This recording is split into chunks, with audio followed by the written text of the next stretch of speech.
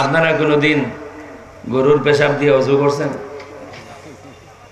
আপনাদের বাড়িতে আমাদের বাড়ি করে গরু বাছুর নাই, এরা পেশাব করে না। আপনারা কোনোদিন ওযু করছেন গরুর পেশাব দিয়ে? এদের মাযহাবে গরুর পেশাব দিয়ে ওযু করলে ওযু হবে। এলাকার একজন মারা গেছেন, মানুষ এসে বলতেছে ইমাম সাহেব কি করবে এখন বলেন, কি করা যায়? বলতেছেন দেখেন কিতাব দেখি। তো কিতাব দেখিয়া কিতাব হাতে নিয়ে বলতেছে যে এক কাজ করেন, ওনাকে পিস পিস করে টুকরা টুকরা করে গড়ে নিয়ে আপনারা রান্না বান্না করে খেয়ে ফেলেন, কোনো সমস্যা নেই, কিতাবে আছে। মরা মুসল্লি খানা জায়েজ হয়। এই আয়াত নাযিল হয়েছে রাসূলের উপরে, রাসূলের জামানায়। যদি বিষয় এটাই হয় যে তাদের অধিকাংশ মানুষ ঈমান আনার পরেও মুশরিক, তাইলে মূলত মুশরিক বলা হচ্ছে অধিকাংশ সাহাবায়ে কেরামকে। আমরা আহলুস সুন্নাত ওয়াল জামাআতের উলামায়ে কেরাম এই কারণেই আমাদের জীবনকে বারবার হাজারবার কুরবান করতে প্রস্তুত আছি। যেই নবী কবরে জিন্দা ওই নবীকে তালাক, ঠিক এইভাবে যেই নবী কবরে জিন্দা ওই নবীকে তালাক। সুতরাং তারা যদি নবীকে তালাক দিতে পারে, আমরা তো হাজারবার তাদেরকে তালাক দিতে পারি।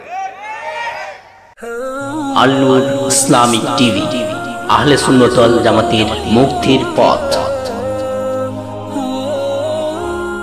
বুখারী শরীফে একটি হাদিস আছে, মশহুর হাদিস, আর বহু কিতাবে আছে। ইন্নাল্লাহা লা ইয়াকবিদুল ইলমা ইনতিজাআন ইয়ানতাজিউহু মিন কুলুবিল ইবাদ। আল্লাহ রাব্বুল আলামিন ইলমকে এভাবে তুলে নেবেন না যে মানুষের দিল থেকে ইলম সরাইয়া নেওয়া হলো। কোন মানুষ আলিম ছিলেন, আলিমের কলম থেকে সিনা থেকে ইলম সরাইয়া নেওয়া হলো, ইলমের বিদায় এইভাবে হবে না। ওয়ালাকিন ইয়াকবিদুল ইলমা বিকবদিল উলামা, বরং আল্লাহ রাব্বুল আলামিন উলামায়ে কেরামকে উঠায় নেবেন। উলামায়ে কেরাম দুনিয়া থেকে বিদায় নেবেন এবং তাদের সাথে সাথে ইলম বিদায় নেবে। সময় এমন আসবে যে নির্ভরযোগ্য একজন আলিমও আর পাওয়া যাবে না। এমন সময় আল্লাহর হাবিব বলেন, ইত্তাখাযান নাসু রুউসান জুহালান, মানুষ তাদের রইস বা ইমাম নির্বাচন করবে জাহিলদেরকে।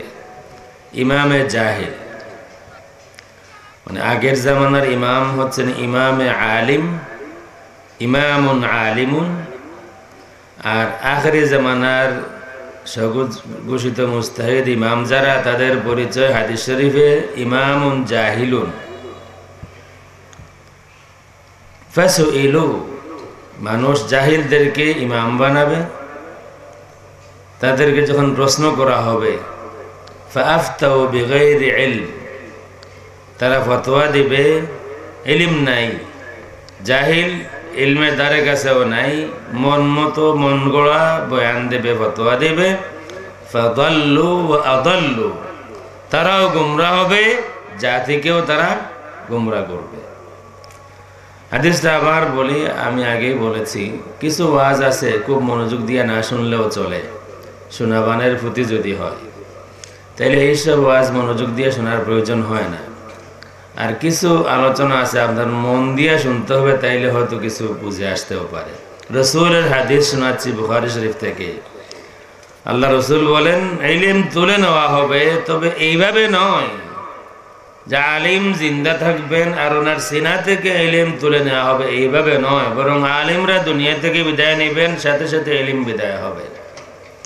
যখন নির্ভরযোগ্য একজন আলিমও পাওয়া যাবে না, এই সময় মানুষ জাহিলদেরকে তাদের ইমাম বানাবে এবং তাদের কাছে প্রশ্ন করবে।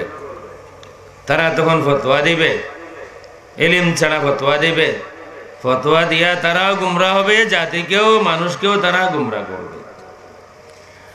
আমার প্রশ্নের জবাব আমি দিচ্ছি, মাল ফারকু বাইনা আইম্মাতিল ইসলাম ওয়া আইম্মাতিজ জামান। ইসলামের স্বীকৃত ইমাম যারা, তাদের মধ্যে আর জামানার ইমামদের মধ্যে তফাৎ কি? তফাৎটা হচ্ছে, আগের ইমাম যারা ছিলেন তারা ছিলেন ইমাম আইম্মাতুন আ'লামুন উলামা, তারা ইলমের ভিত্তিতে ফতোয়া দিতেন। আর আখিরি জামানায় যারা স্বঘোষিত ইমাম হবে তারা জাহালতের উপরে তাদের মূর্খতাকে তারা বড় ইলম মনে করবে। আমি একটি ফতোয়া আপনাদেরকে শোনাই জাস্ট বোঝানোর জন্য। আমি যদি আপনাদেরকে শুধু এই ফতোয়ার সিরিজ খুলি 2-4 ঘন্টা আমি শুধু তাদের ফতোয়াই শোনাইতে পারবো। অন্য হাদিস শরীফের মধ্যে আছে আল্লাহর হাবিব বলেছেন যে আখিরি জামানায় দাজ্জাল কাযযাবদের আত্মপ্রকাশ হবে। আখিরি জামানায় মুসলিম শরীফের মুকদ্দিমাতেই আছে, আখিরি জামানায় দাজ্জাল কাযযাবদের আত্মপ্রকাশ হবে। ইউহাদ্দিসুনাকুম মা লাম তাসমাউ আনতুম ওয়ালা আবাউকুম, এমন বয়ান দেবে যেই বয়ান না তোমাদের বাপ দাদা কেউ শুনেছেন না তোমরা শুনেছ। এমন আজগুবি আনকমন ব্র্যান্ড নিউ বয়ান দেবে। এটাও রাসূলের হাদিস যে তারা আসবে এমন হাদিস বয়ান করবে, এমন বয়ান দিবে মা লাম তাসমাউ আনতুম ওয়ালা আবাউকুম, এই বয়ান তোমাদের বাপ দাদা কেউ শোনেন নাই তোমরাও শোনো নাই, এমন একবারে নিত্য নতুন বয়ান দেবে। তো মানুষ সবসময় নতুন কিছু চায়। যখন নতুন বয়ান শুনে মনে করে, আমাদের সাহেব কিবলা বলতেন যে আমাদের মানুষ যে গাই পায় ও গাইয়ের বানু গিয়ে একটা মারে, কইতে রানি যে গাই পায় ও গাই, এখন গায়ের বানো না এখন বন্ধর বানো শুয়া মারে।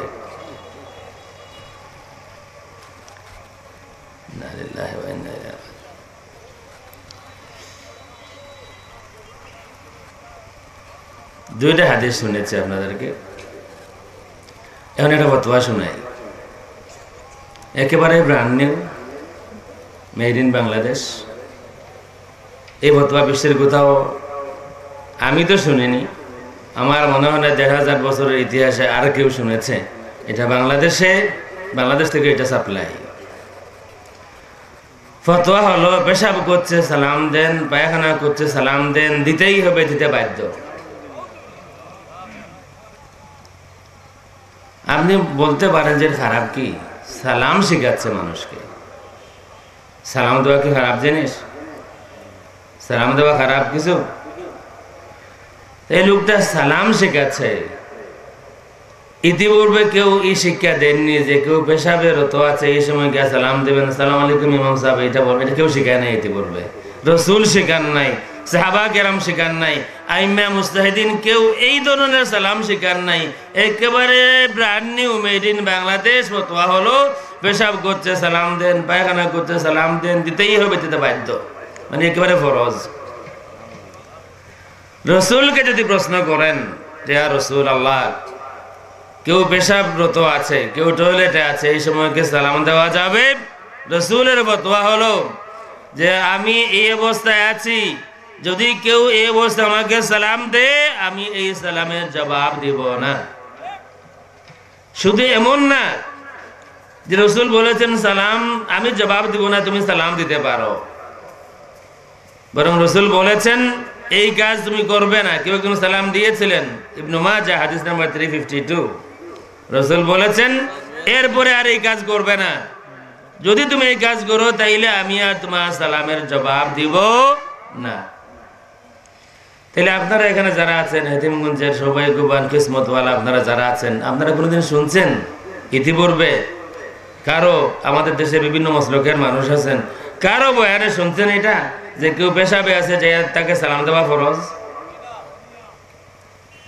তাইলে রসুলের হাদিস মিলে গেছে যে এমন বয়ান দিবে দাজ্জাল কাযযাব, এমন বয়ান দিবে যে বয়ান তোমাদের বাপ দাদা কেউ শুনেনি, তোমরাও শুনো নাই, এমন বয়ান তারা দিবে। এই ধরনের কত বয়ানের কথা আমি বলবো। আপনারা কোনোদিন গরুর পেশাব দিয়ে ওযু করছেন? আপনাদের বাড়িতে আমাদের বাড়ি করে গরু বাছুর নাই, এরা পেশাব করে না। আপনারা কোনোদিন ওযু করছেন গরুর পেশাব দিয়া? এদের মাঝহাবে গরুর পেশাব দিয়ে ওযু করলে ওযু হবে, গরুর পেশাব পান করাও যাবে। গরুর পেশাবে চাদর জুবাইয়া এটা গায়ে দিয়ে মসজিদে এসে নামাজ পড়লে নামাজও হবে। এই যে কোন জাহিল যখন আলেম হওয়ার ভান করে, কোন জাহিল যখন আলিম হওয়ার ভান করে সমস্যা হয়, তখন এক এলাকায় এক জাহিল গেছে ইমাম হয়, এলাকার একজন মারা গেছেন। মানুষ এসে বলতেছে, ইমাম সাহেব কি করবে এখন, বলেন কি করা যায়? বলতেছেন দেখেন কিতাব দেখি।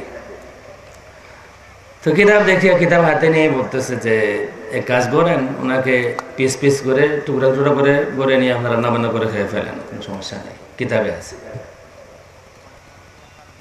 মরা মুসল্লি খানা জায়েজ হয়, উনি কিতাবে পড়তেছে মরা মুসল্লি খানা জায়েজ হয়, মরা মুসল্লি খাওয়া জায়েজ।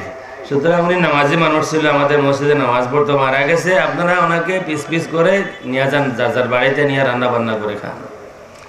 এমন বিপদে পড়লো তারা, ইমাম আনলাম নামাজ পড়াইবার জন্য, এখন ফতোয়া দিতেছে মুসল্লি এটাকে পিস পিস করে নিয়ে আমাদের ঘরে ঘরে রান্না হবে। গেলেন আরেক হুজুরের কাছে, হুজুর বললেন যে মনে হয় কোন বেয়ারা কোনটা ভাবনা থেকে ছুটে আসছে। উনি এসে বললেন যে মিয়া এই ফতোয়া কোথায় পেলেন? হয় কিতাবে আছে, এই দেখেন কিতাবে আছে। কিতাবে লেখা ছিল মরা মিছলি খানা জায়েজ হয়, মরা মাছ খাওয়া জায়েজ। বেটা পড়ছে মরা মুসল্লি খানা জায়েজ হয়, ফতোয়া দিছে মুসল্লি হলো জবহরি খাইলাও। কিছু লোকের পেট মোটা হতো, এই পেট মোটা বললেই বাংলাদেশের একটা পেটের ছবি আমার চোখের সামনে ভাসে। একটা পেট মানে এটা হলো ন্যাশনাল পেট বলা যায়, জাতীয় পেট, দেওয়ানবাগি। তো পেট মোটা হতো কিছু মানুষের, তারা শিকায়ত করলেন রসুলের কাছে যে আমাদের পেটের সাইজটা মোটা হয়ে যাচ্ছে। রসুল বললেন আমার সদকার, রসুলের সদকার কিছু উট আছে, ওই উটের পেশাব তোমরা যদি পান করো তাইলে তোমাদের অসুখ সারবে। ঠিকই তাই হলো, ওই উটের পেশাব পান করার পরে তারা সুস্থ হয়ে গেলেন। এরা বুঝলো যে যেহেতু উটের পেশাব পান করা যায়, তাইলে গরুর পেশাবও পান করা যায়। আসলে যখন জাহিল আলিম হওয়ার ভান করে, তখন এমন ফতোয়া দেয় যেই ফতোয়ায় আল্লাহ নিজে মুশরিক হয়ে যায়। এমন তৌহিদের ফতোয়া দিবে যে ফতোয়ায় আল্লাহ নিজেই মুশরিক হয়ে যান। নাউযু বিল্লাহি মিন যালিক। আমি যে আয়াত তিলাওয়াত করেছি, এই আয়াত তিলাওয়াত করে বাংলাদেশে অধিকাংশ মুসলমানদেরকে মুশরিক সাব্যস্ত করা হয়। আলোচনাটা একাধিক মানুষের আছে, আমার পয়েন্টটা মনে রাখবেন। আমি বোঝানোর চেষ্টা করতেছি, নিজে বোঝার চেষ্টা করতেছি যে আমাদের জামানায় যারা মুস্তাহিদ ইমাম সাজে তারা, আর আমাদের ইতিহাসের ইমাম যারা, ইসলামের ইমাম যারা তামাম জিন্দেগি কোরআন সুন্নাহ গবেষণা করে আমাদের কাছে ইসলামকে সহজ করে প্রেজেন্ট করেছেন, তাদের মধ্যে আর আমাদের অমুক তমুক ইমাম যারা নতুন নতুন, যারা না কোরআন শরীফ পড়তে পারে না হাদিস পড়তে পারে, আপনি কোরআন পড়া শুনলে আপনি অনেকক্ষণ চিন্তা করা লাগবে যে এটাকে দারুল কেরাতের কোন ক্লাসে ভর্তি করা যায়। সূরার ক্লাসের আগেও যদি সূরার জামাত একটা আছে না, সূরার জামাতের আগে আরো কোনো জামাত তাহলে সেটাতে ভর্তি করা দরকার হবে, এমন কোরআন পড়া পড়বে। আহাল আতাকা হাদিসুল গাশিয়া, ইমাম সাহেব নামাজ পড়াইতেছেন এবং এটা লাইভ হইতেছে, রেকর্ড হইতেছে। ইমাম সাহেব পড়তেছেন আহাল আতাকা হাদিসুল গাশিয়া, আরো বোঝানোর চেষ্টা করতেছে আহাল, আয়াত হলো হাল আতাকা হাদিসুল গাশিয়া, ইমাম পড়তেছেন আহাল আতাকা হাদিসুল গাশিয়া। নামাজ হবে? একটা অক্ষর বাড়াইয়া দিলে নামাজ হবে? তারাও ইমাম, শুধু তারা ইমাম না, তারা বলেন আবু হানিফাও ইমাম, আমরাও ইমাম। তারা বলেন আবু হানিফাও ইমাম, আমরাও ইমাম। আবু হানিফা যদি মাযহাব প্রতিষ্ঠা করতে পারেন, তাদের কথা হলো তাইলে তারাও পারেন। সুতরাং আমাদের এখানে একটা তুলনা করার প্রয়োজন আছে, এই পুরা জাতি কেন ওনাদেরকে ইমাম বানে, আর আমাদের আশেপাশে যারা আছেন তাদেরকে আমরা কেন ইমাম মানব না। সূরা ইউসুফের আয়াত নাম্বার 106, 106 নম্বর আয়াত। এই আয়াত পড়ে বাংলাদেশ সহ পুরা বিশ্বের মুসলিম পপুলেশন, মুসলিম জাতি, আমাদের অধিকাংশ ইমানদারদেরকে মুশরিক সাব্যস্ত করা হয়। আমি লম্বা করতে চাই না, সময় কম আছে, কিছু কথা বলতে চাই। আমি চাইলে কে কোন কোন শায়েখ এই বয়ান দিয়েছেন আমি নাম সহ বলতে পারবো। সিম্পল, আপনারা তালাশ করলেই পাবেন। সিম্পল হলো তারা এই আয়াত পড়ে বলেন যে অধিকাংশ, বাংলাদেশ নাম নিয়েও বলেন, অধিকাংশ মানুষ বাংলাদেশের ইমান আনার পরেও মুশরিক। ওমা ইউমিনু আকসারুহুম বিল্লাহি ইল্লা ওয়াহুম মুশরিকুন। তাদের অধিকাংশ মানুষ ইমান আনার পরেও মুশরিক। তাইলে তাদের এই ফতোয়ায়, খুব সহজ করে নেবেন না, তাদের এই ফতোয়ায় শুধু আমরা না, এই আয়াতটা আমাদের সময় নাজিল হয় নাই। কি বলেন? এই আয়াত কি এখন চলতেছে 2022 সাল, 1343 হিজরি। এই আয়াত কি এই সালে নাজিল হয়েছে? এই আয়াত নাজিল হয়েছে রসুলের উপরে, রসুলের জামানায়। যদি বিষয় এটাই হয় যে তাদের অধিকাংশ মানুষ ইমান আনার পরেও মুশরিক, তাইলে মূলত মুশরিক বলা হচ্ছে অধিকাংশ সাহাবায়ে কেরামকে। আমরা আহলুস সুন্নাত ওয়াল জামাআতের উলামায়ে কেরাম এই কারণেই আমাদের জীবনকে বারবার হাজারবার কুরবান করতে প্রস্তুত আছি। যারা এমন ফতোয়া দিবে যাদের ফতোয়ায় অধিকাংশ সাহাবায়ে কেরাম মুশরিক হয়ে যান, যাদের ফতোয়ায় আম্বিয়া কেরাম মুশরিক হয়ে যান, বরং যাদের ফতোয়ায় স্বয়ং আল্লাহ রাব্বুল আলামিন মুশরিক হয়ে যান, আমরা ঘোষণা করতে চাই তারা শুধু বাতিল আল গুমরা নয়, তারা হচ্ছে দাজ্জাল এবং দাজ্জালের বাহিনী।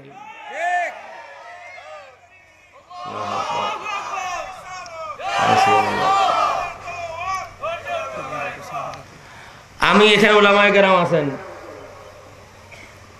শুনছি রাহালগঞ্জের প্রিন্সিপাল সাহেব আছেন মনে হয় আশেপাশে।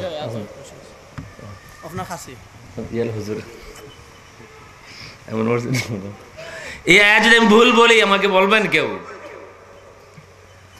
তাদের বক্তব্য হলো হারফি, আর আমি কোট করতেছি, অধিকাংশ মানুষ ইমান আনার পরেও মুশরিক। কোরআনে আল্লাহ নাজিল করেছেন, তাইলে প্রথম মুশরিক তাদের বিশ্বাসে সাহাবায়ে কেরাম, তাদের বিশ্বাসে সাহাবায়ে কেরাম প্রথম মুশরিক, অধিকাংশ মুশরিক। এই ফতোয়া শিয়া যারা আছে তাদের থেকে আরো মারাত্মক।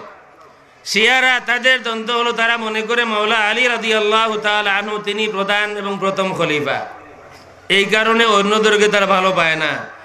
আর এই গোষ্ঠী যারা আমাদের বাংলাদেশে যাদের জন্ম হলো, তাদের ফতোয়ায় অধিকাংশ সাহাবায়ে কেরাম মুশরিক। রসুল বাদ যান নাই, রসুল বাদ যান নাই। তাদের ফতোয়া আছে কলিমায়ে শিরিক, এই ফতোয়াও আছে। আমরা যে কলিমা পড়ি লা ইলাহা ইল্লাল্লাহু মুহাম্মাদুর রাসূলুল্লাহ, এই কলিমা আমরা পড়ি কি পড়ি না? আমরা সকলেই পড়ি। আমাদের মসজিদের মেহরাবের উপরে লেখা থাকে, আমাদের কায়দা বাগদাদিতেও লেখা আছে। আপনারা নিশ্চয়ই দেখে থাকবেন এই বাংলাদেশের কোনো কোনো মসজিদ থেকে মুহাম্মাদুর রাসূলুল্লাহ মাইনাস করা হয়েছে। দেখছেন আপনারা কেউ? মুহাম্মাদুর রাসূলুল্লাহ হাতুড়ি দিয়ে এটাকে সরাইয়া দেওয়া হয়েছে, শুধু অর্ধেক আছে লা ইলাহা ইল্লাল্লাহু, এতটুকু আছে। বরং শায়েখের বয়ান এমনও আছে, যদি মেহরাবের এক পাশে আল্লাহু অন্য পাশে মুহাম্মদ হয় তাইলেও শিরিক হবে। কলিমায়ে শিরিক লা ইলাহা ইল্লাল্লাহু মুহাম্মাদুর রাসূলুল্লাহ, কলিমায়ে শিরিক। এই কলিমা আমাদের সামনে বা সাহাবায়ে কেরামের সামনে সর্বপ্রথম কে পড়েছিলেন? আল্লাহর রাসূল পড়েছিলেন। আমরা তো আর জানতাম না, বা সাহাবায়ে কেরাম জানতেন না কোন কলিমা পড়লে মুসলমান হওয়া যায়। আল্লাহর রাসূল সাল্লাল্লাহু আলাইহি ওয়া আলিহি ওয়াসাল্লাম সাহাবায়ে কেরামের সামনে এই দাওয়াত দিয়েছেন লা ইলাহা ইল্লাল্লাহু মুহাম্মাদুর রাসূলুল্লাহ। আমি দলিল বললে বহু দলিল বলতে পারবো, শুধু একটাই বলি। আল ইসাবা ফি তাময়িজ সাহাবা এই কিতাবের মধ্যে আছে, নুআইম আল গিফারি আর আবু যার গিফারি, এই দুইজন গেলেন আল্লাহ রাসূলের খেদমতে মুসলমান হওয়ার আগে। তরজমা নুআইম আল গিফারি তরজমাতে আছে। যাইয়া তারা বললেন, আমরা এসেছি লিনাসমা মা তাকুল, আতাইনাকা লিনাসমা মা তাকুল, আমরা এসেছি আপনার খেদমতে, শুনতে চাই আপনি কি বলেন। আল্লাহ রসুল বললেন, সহি সনদ, আল্লাহ রসুল বললেন, আকুলু লা ইলাহা ইল্লাল্লাহু মুহাম্মাদুর রাসূলুল্লাহ আমি বলি লা ইলাহা ইল্লাল্লাহু মুহাম্মাদুর রাসূলুল্লাহ, এটুকু শোনার পরে দুইজন মুসলমান হলেন এই কালিমা পড়ে। তাইলে যদি এই কালিমায় শিরিক হয়, আগের আয়াত দিয়ে তারা সাব্যস্ত করেছিল অধিকাংশ সাহাবায়ে কেরাম মুশরিক, এবং এই ফতোয়া দিয়ে তারা সাব্যস্ত করলো যে আসলে কোনো সাহাবী ইমানদার না, সকলেই মুশরিক হবেন, বরং খুদ মুহাম্মদুর রাসূলুল্লাহ সাল্লাল্লাহু আলাইহি ওয়া আলিহি ওয়াসাল্লাম তিনিও মুশরিক হবেন মাআযাল্লাহ, কারণ তিনি বলেছেন, তার দাবি হচ্ছে লা ইলাহা ইল্লাল্লাহ মুহাম্মাদুর রাসূলুল্লাহ। তাইলে রাসূলও বাকি রইল। এমন তাওহীদ নিয়ে আসলো তারা, যেই তাওহীদে সব সাহাবী মুশরিক হয়ে গেলেন, যেই তাওহীদের দাবিতে খুদ রাসূল মুশরিক হয়ে গেলেন। কেউ মনে করতে পারে যে মনে হয় আল্লাহকে বাঁচাইছে, আল্লাহকে বাদ দিয়েছে। আল্লাহর বেলায় তাদের ফতোয়াটা একই ফতোয়া। কারণ হাদিস আছে না, আদম আলাইহিস সালামকে যখন রূহ দেওয়া হলো, আদম আলাইহিস সালাম এক পর্যায়ে যখন আদম আলাইহিস সালাম রাসূলের ওসিলা নিয়ে মাফ চাইলেন, ওই সময়ের ঘটনা, মাফ চাইলেন, হে আল্লাহ, মুহাম্মদ সাল্লাল্লাহু আলাইহি ওয়া আলিহি ওয়াসাল্লামের ওসিলায় আমাকে মাফ করুন। আল্লাহ বললেন, আদম, এই নাম তুমি কোথায় পাইলা? তখন আদম আলাইহিস সালাম বললেন, আল্লাহ, যখন তুমি আমার মধ্যে রূহ দিয়েছিলে, আমার অর্ধেক জিন্দা হলো, আমি চোখ করলাম, ফারাআইতু আলা কাওয়াইমিল আরশি মাকতুবান লা ইলাহা ইল্লাল্লাহু মুহাম্মাদুর রাসূলুল্লাহ। আমি প্রথম চোখ করে আরশের পিলারে পিলারে লেখা দেখলাম লা ইলাহা ইল্লাল্লাহু মুহাম্মাদুর রাসূলুল্লাহ। আমি তখনই বুঝতে পেরেছি আপনার সৃষ্টির মধ্যে সব থেকে কদর যার বেশি আপনার কাছে, আপনি যাকে সব থেকে বেশি পছন্দ করেন, মহব্বত করেন, তিনি হচ্ছেন মুহাম্মাদুর রাসূলুল্লাহ। আপনার সব থেকে প্রিয় না হলে আরশের পিলারে পিলারে আপনার নামের পাশে মুহাম্মাদুর রাসূলুল্লাহ নাম থাকতো না। আল্লাহ রাব্বুল আলামিন বললেন, আদম, তুমি ঠিক বলেছো, আমি তোমাকে সৃষ্টি করেছি আমার নবী মুহাম্মদের ওসিলায়, তোমার আওলাদদেরকেও সৃষ্টি করেছি আমার নবী মুহাম্মদুর রাসূলুল্লাহর ওসিলায়, এবং আমি তোমাকে মাফ করলাম, তোমার আওলাদদেরকেও মাফ করলাম মুহাম্মদুর রাসূলুল্লাহর ওসিলায়। তাই এই কলিমা কে লিখে রাখলেন? আরশের বিলারে বিলারে, জান্নাতের গাছের পাতায় পাতায়, জান্নাতের গেইটে গেইটে লা ইলাহা ইল্লাল্লাহ মুহাম্মাদুর রাসূলুল্লাহ, এই কলিমা কে লিখে রাখলেন? আল্লাহ রাব্বুল আলামিন লিখে রাখলেন। তাইলে যদি এই কলিমায় শিরিক হয়, মানে কলিমায় একই সাথে আরেকজন আছেন বাংলাদেশের, যার সাথে ডোনাল্ড ট্রাম্প দেখা করতে চান, কিন্তু ওনার সময় হয় না, যিনি রকেট হুজুর একজন আছেন না বাংলাদেশে, প্রিমিয়াম ক্লিনিক,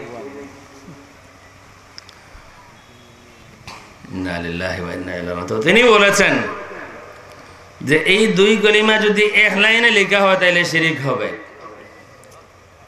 দুই লাইনে লিখতে হবে। তাইলে কি কলিমা এভাবে পড়বেন যে লা ইলাহা ইল্লাল্লাহ প্রথম লাইন, মুহাম্মাদুর রাসূলুল্লাহ দ্বিতীয় লাইন, কলিমা কি তাইলে এইভাবে হবে?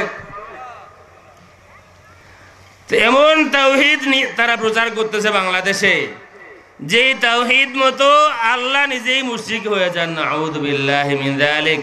এই তাওহীদের প্রয়োজন আমাদের নাই, যেই তাওহীদে রাসূলের শানে গুস্তাখি আছে, যেই তাওহীদে সাহাবায়ে কেরামকে মুশরিক সাব্যস্ত করা হয়, যেই তাওহীদে আল্লাহকে মুশরিক সাব্যস্ত করা হয়, এই তাওহীদকে বাংলাদেশের সুন্নি জনতা, আহলুস সুন্নাত ওয়াল জামাত, আল্লামা বুলতুলি রাহিমাহুল্লাহর মুজাহিদ বাহিনী কোনো সময় গ্রহণ করে না।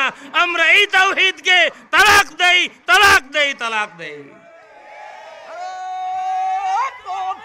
আল্লাহু আকবার, ইয়া রাসূলুল্লাহ,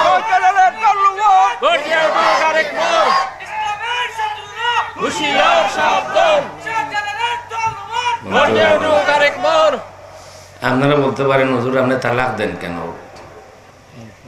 এটাও আমার না, এটা আমার রিয়াকশন, এটা আমি নিজের থেকে দিতেছি না, এটা রিয়াকশন। আপনি কারো রিয়াকশনের জন্য তাকে দায়ী করতে পারেন না, অ্যাকশনের পাল্টা রিয়াকশন হয়। আপনি আমাকে একটা গালি দিলেন, তার জবাবে যদি আমি আপনাকে একটা গালি দেই, আপনি আমাকে দায়ী করতে পারেন না। আমার এই হক আছে, আপনি আমাকে একটা ঘুষি মারছেন, আমি চাইলে আপনাকে মাফ করে দিতে পারি, কিন্তু আমি যদি আপনাকে পাল্টা একটা মারি তাইলে আমার দোষ না, এটা আমার অধিকার। তারা যদি নবীকে তালাক দিতে পারে, আমি তাদেরকে তালাক দিতে পারি না? কত বড় গুস্তাখি! দ্বন্দ্ব হলো আমাদের সাথে তাদের, দ্বন্দ্ব হলো আমাদের সাথে তাদের। আমরা বলতেছি রসুল জিন্দা কবর শরীফে, তারা বলতেছে রসুল মুর্দা। দ্বন্দ্ব হলো আমাদের। তালাক দে নবীরে। যেই নবী কবরে জিন্দা ওই নবীকে তালাক। ঠিক এইভাবে যেই নবী কবরে জিন্দা ওই নবীকে তালাক। সুতরাং তারা যদি নবীকে তালাক দিতে পারে, আমরা তো 1000 বার তাদেরকে তালাক দিতে পারি। তো তফাৎ হলো এখানে, এই সময়ের জামানার সৌকুশিত ইমাম যারা মনে করে তারাও ইসলামের বিভিন্ন বিষয়ের সমাধান দিতে পারে, তাদের মধ্যে আর আমাদের ইমামদের মধ্যে তফাৎ হলো, আমাদের ইমামরা কোরআন সুন্নাহ গবেষণা করে ইলমের সাথে আমানতদারির সাথে সমাধান দিতেন, পুরা উম্মতরা গ্রহণ করত এবং পুরা উম্মত তার স্বীকৃতিও দিয়েছে। এই ইমামদের তাহকিকের মধ্যে কোনো খেয়ানত হয়নি, ইলমি খেয়ানত হয়নি, আমানতদারিতার অভাব হয়নি। আর আখির জামানার যারা আছে এরা জাহিল, হাদিসের ইবারত, এরা জাহিল, এরা দাজ্জাল, এরা কাজ্জাব, এরা ভাবনা ফিরত। এটা হাদিস না, এটা আমি বলতেছি। আমি মাঝে মধ্যে চিন্তা করি পাবনার গেট খুলে কে মাঝে মধ্যেই, কয়েকদিন পরেই একটা বাইর হয়, লাগে যে এই সদ্য পাবনা থেকে ফিরে আসছে মনে হয়।